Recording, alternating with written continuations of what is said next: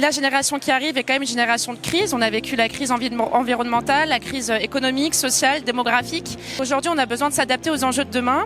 Et dans les métiers du numérique, dans les métiers scientifiques, dans les métiers industriels, je prends un chiffre par exemple, on a dans les métiers du numérique seulement 17% de femmes et moins de 30% dans l'industrie.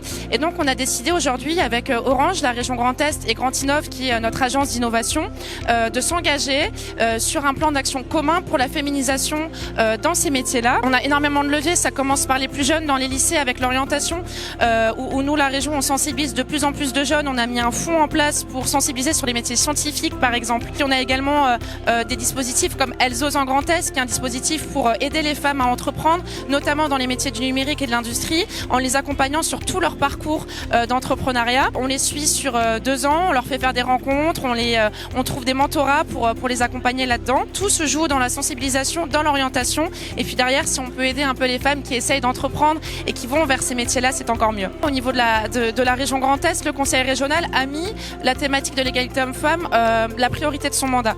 Donc c'est-à-dire que ça fait déjà 2 ans et demi et encore les 5 prochaines années où la priorité est l'égalité homme-femme. Ça veut dire que chaque politique qui est élaborée, on prend en compte ce dispositif-là, donc l'égalité homme-femme, on doit toujours le respecter pour élaborer une politique, pour attribuer des subventions, pour refaire tous nos schémas régionaux, on le prend en compte à chaque fois.